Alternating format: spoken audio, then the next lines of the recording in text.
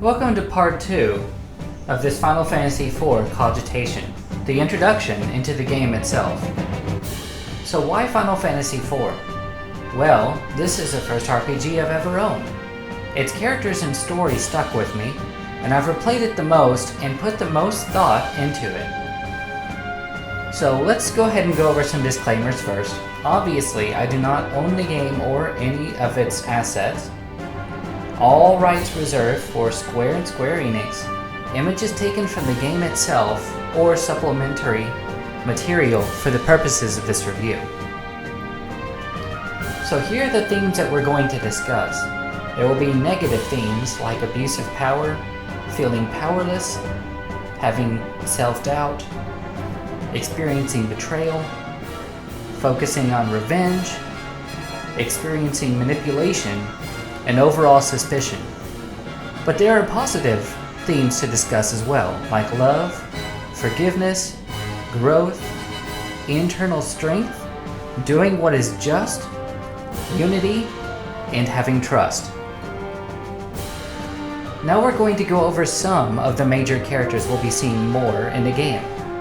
First, our primary protagonist, Cecil Harvey. And that's Lord Captain, actually. Although his position implies a high rank, he is asked to do things that are considered morally reprehensible. Kyne Highwind is his best friend, and he trained with Cecil often. He is a firm man who shows remorse for the evil things that he feels that he is forced to do. Next we have Kyne Highwind, commander of the Dragoon Knights. He, like Cecil, lost both of his parents at a young age and was raised by the King of Baron. Although he tries to do what is right, he also loves Rosa, who Cecil loves, and due to that, his jealousy of Cecil often gets in the way. And this is Rosa Farrell, a white mage of Baron. She became a mage of Baron to protect Cecil like her mother did her father.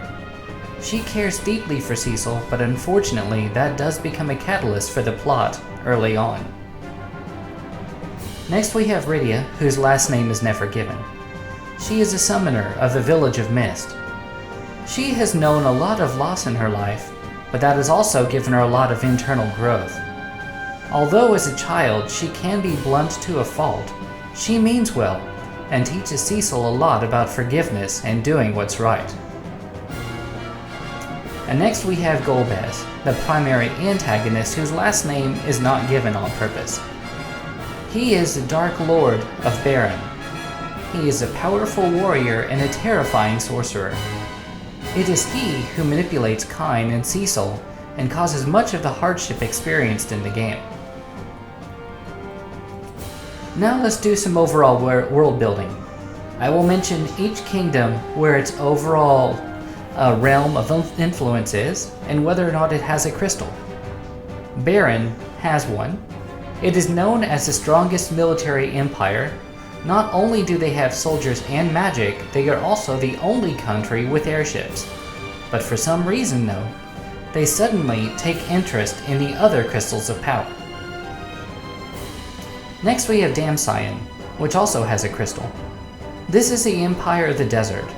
Damcyan doesn't often meddle in the affairs of Baron, but something has to give. The kingdom is currently being guarded by their prince, who has been known to have the voice of an angel. Musically, of course. Next we have Troya, which also has a crystal. This is a kingdom of beauty. Troya has this crystal to thank for its beauty, both with its lush forests and beautiful waters. In keeping with the theme of beauty, most of its political and military force is composed of women, including the 8 Epopes, who overall run the kingdom. Next we have Mysidia, which also has a crystal. This is a kingdom of magic and myth. Much of the world's magic comes from this area. There is also a direct magical route between Baron and Mysidia. In the middle of this area is a mountain, which supposedly can purify those worthy of purification. Next we have Eblon, the Kingdom of Ninjutsu. A terrible evil has occurred here. The ninja prince's parents have been kidnapped, and said prince has been aiming for revenge ever since. There is more that I could go over, but that should be enough for now. I wanted to avoid spoilers of major plot events, characters, events, and areas. So that is my introduction to the game.